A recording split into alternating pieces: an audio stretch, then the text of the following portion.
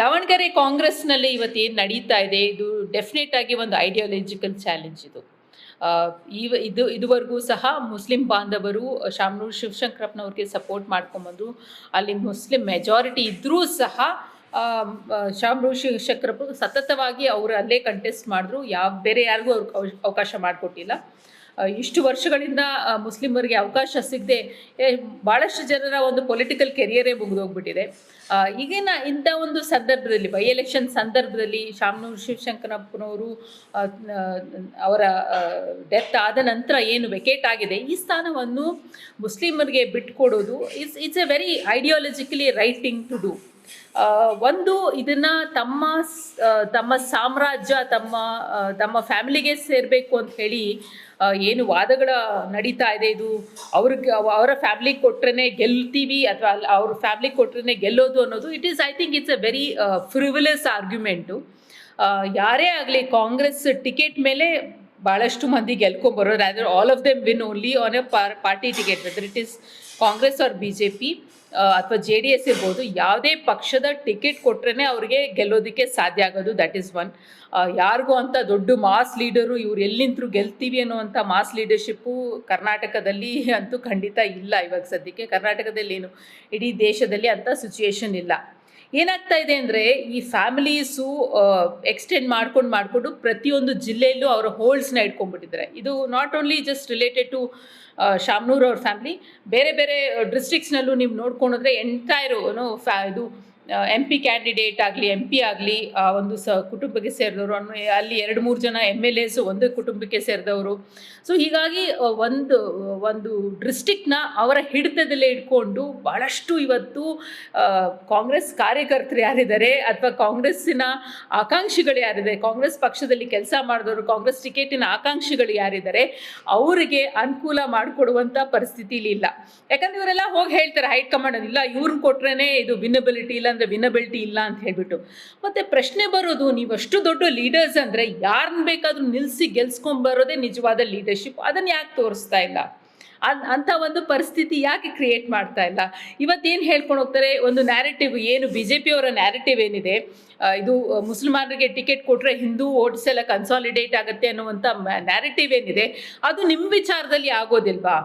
ನಿಮ್ಮ ಒಂದು ಕುಟುಂಬದ ಮೆಂಬರ್ನ ಗೆಲ್ಸ್ಕೊಂಬರ್ಬೇಕಾದ್ರೆ ಆಗುವಂಥ ಅನುಕೂಲ ಅದೇ ಬೇರೆ ಸಮುದಾಯದ ವ್ಯಕ್ತಿಗೆ ಕೊಟ್ಟಾಗ ಅದನ್ನ ಗೆಲ್ಸ್ಕೊಂಬರುವಂಥ ಶಕ್ತಿ ಇಲ್ವಾ? That only shows the leadership. ನಿಜವಾದ ಲೀಡರ್ಶಿಪ್ ಏನು ಅಂತ ಹೇಳಿದ್ರೆ, ಪಕ್ಷ ಯಾರಿಗೆ ಟಿಕೆಟ್ ಕೊಟ್ಟರು ಗೆಲ್ಸ್ಕೊಂಬರೋದಿದೆಯಲ್ಲ, that is the real leadership.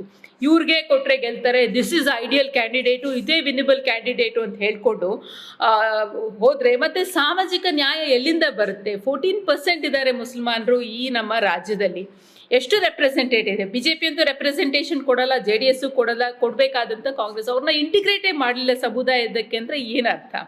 ಒಂದ್ಸಲಿ ನನಗೆ ಇದು ಡಾಕ್ಟರ್ ಪರಮೇಶ್ವರ್ ಅವರು KPCC ಅಧ್ಯಕ್ಷರಾದಾಗ ಯಾವುದೋ ಒಂದು ಡಿಸ್ಕಷನಲ್ಲಿ ಅವ್ರು ಹೇಳಿದರು, ಎಲ್ಲ ಸೀಟು ನಾವು ಗೆಲ್ತೀವಿ ಅಂತಲೇ ಕೊಡೋದಿಲ್ಲ, ಕೆಲವು ಸೀಟೆಲ್ಲ ನಾವು ಲೀಡರ್ಶಿಪ್ನ ಬೆಳೆಸೋದಕ್ಕೆ ಕೊಡಬೇಕಾಗುತ್ತೆ, ಕೆಲವು ಸೀಟ್ನ ನಾವು ಸಾಮಾಜಿಕ ನ್ಯಾಯನ ಇಟ್ಕೊಂಡು ಕೊಡಬೇಕಾಗತ್ತೆ. ಸೊ ಎಲ್ಲನೂ ಗೆಲ್ತಾರೆ, ಎಲ್ಲನೂ ಗೆಲ್ತೀವಿ ಅಂತ ಹೇಳಿ ಆ ಒಂದು ಮೈಂಡ್ಸೆಟ್ನಲ್ಲಿ ನಾವು ಟಿಕೆಟ್ ಹಂಚಿಕೆ ಮಾಡೋಕ್ಕಾಗೋದಿಲ್ಲ ಅಂತ ಹೇಳ್ಬಿಟ್ಟು ಭಾಳಷ್ಟು ಬಾರಿ ಐ ಥಿಂಕ್ 2-3 ಟೈಮ್ಸ್ ಅದನ್ನ ಅವರು ಮೆನ್ಷನ್ ಮಾಡಿದ್ರು. ಸೊ ಆ ಮನಸ್ಥಿತಿ ಇಲ್ಲ ಅಂತ ಹೇಳಿದ್ರೆ, ಯಾರಿಗೆ ಕೊಟ್ಟರು ನಾವು ಗೆಲ್ಸ್ಕೊಂಬರ್ತೀವಿ, ಯಾರಿಗೆ ಕೊಟ್ಟರು ನಾವು ಪ್ರಯತ್ನ ಮಾಡ್ತೀವಿ, ಯಾರಿಗೆ ಕೊಟ್ಟರು ನಾವು ಇದು ಎಲ್ಲ ಸಮುದಾಯಗಳಿಗೂ ಒಂದು ಅವಕಾಶ ಮಾಡಿಕೊಡ್ಬೇಕು ಅನ್ನೋ ಮನಸ್ಥಿತಿ ಇಲ್ಲ ಅಂತ ಹೇಳಿದ್ರೆ, ಇದು ಐಡಿಯಾಲಜಿಕಲ್ ಚಾಲೆಂಜ್ ಅಲ್ವಾ? ಇವತ್ತು ನಿಂತಿರೋದು ಕಾಂಗ್ರೆಸ್ಸಿನ ಮುಂದೆ ನಿಂತಿರೋದು ಒಂದು ಐಡಿಯಾಲಜಿಕಲ್ ಚಾಲೆಂಜು. ಬೆಂಗಳೂರಿನ ಒಂದು ಗ್ರೇಟರ್ ಬೆಂಗಳೂರು ಅಥಾರಿಟಿ ಏನಿದೆ, ಆ ಒಂದು ಎಲೆಕ್ಷನ್ನಲ್ಲೂ ಸಹ ಸುಮಾರು ಮೋರ್ ದೆನ್ 12 lakh ವೋಟರ್ಸು ಮುಸಲ್ಮಾನರಿದ್ದಾರೆ.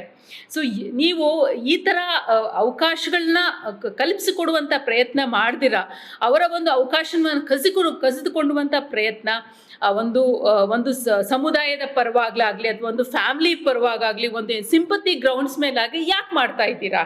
ಹಿಂಗೆ ಮಾಡಲಿಕ್ಕೆ ಸಾಧ್ಯ ಆಗುತ್ತೆ. ಬಾಗಲಕೋಟ್ನಲ್ಲೂ ಅದೇ ವಿಚಾರ. ಅವ್ರು ಯಾವುದೇ ಒಂದು ಲೀಡರು ತೀರ್ಕೊಂಡ್ಮೇಲೆ ಅವ್ರದ್ದೇ ಫ್ಯಾಮಿಲಿಗೆ ಕೊಡಬೇಕು ಅಂತ ಏನಿದೆ, ಅಥವಾ ಅವ್ರದ್ದೇ ಫ್ಯಾಮಿಲಿಗೆ ಸೇರಬೇಕು ಅಂತಿದೆ? Where is a work?